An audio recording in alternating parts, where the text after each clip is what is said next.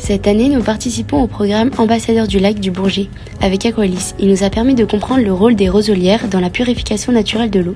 Cette découverte nous ont sensibilisés à l'importance de préserver cette ressource et nous ont donné l'idée de réaliser un projet autour de l'épuration de l'eau. Nous avons donc imaginé créer notre propre station d'épuration utilisant des roselières afin de traiter l'eau de la plonge du sel du lycée et obtenir une eau assez propre pour arroser les plantes. En nous renseignant, nous avons découvert la station de phytoépuration de Chalots, près de chez nous, que nous avons pu visiter. Nous y avons observé son fonctionnement. Une zone de préfiltration suivie de 2 bassins implantés de roseaux. L'eau y est répartie par des tubes perforés et oxygénés par un simple tube d'air. Ce système fonctionne de manière autonome, sans produits chimiques et avec très peu d'énergie, ce qui en fait une solution écologique particulièrement intéressante. Grâce à toutes ces informations, nous avons pu commencer la conception de nos 2 mini-stations d'épuration. Dans un premier temps, il a fallu acheter le matériel nécessaire.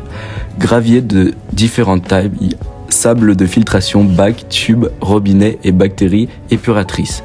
Nous avons commencé par laver les cailloux afin d'éliminer les poussières, puis nous avons fabriqué le système d'oxygénation inspiré de celui observé à Chalots.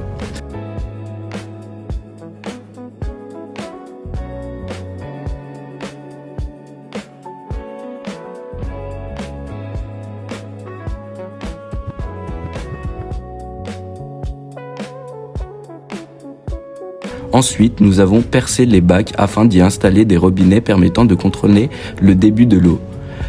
Avec l'accord de Grand Lac, nous avons également récupéré des roseaux.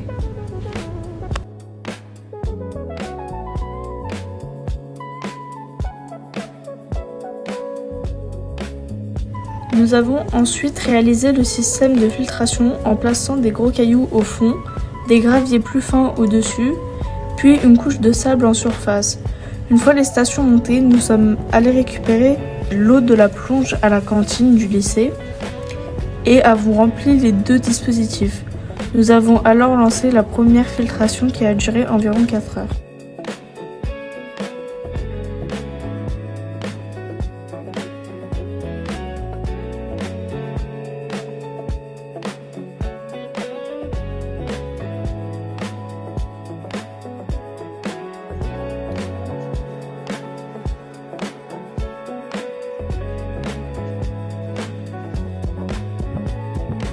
Après la filtration, nous avons réalisé plusieurs analyses sur l'eau avant et après traitement.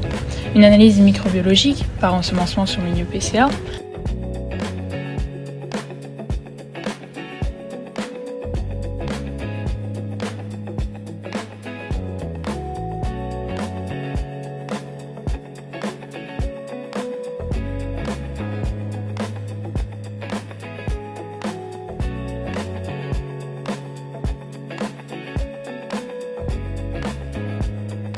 un dosage des phosphates et des nitrates, ainsi qu'une mesure de la turbidité. Les résultats ont été encourageants.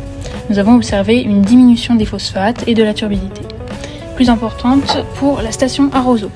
En revanche, les nitrates et la quantité de bactéries sont restés globalement stables. Pour améliorer l'efficacité du système, il faudrait augmenter le temps de contact de l'eau dans les bacs et répéter les essais. Il serait aussi intéressant de tester d'autres types d'eau usée, autres que celle de la plonge.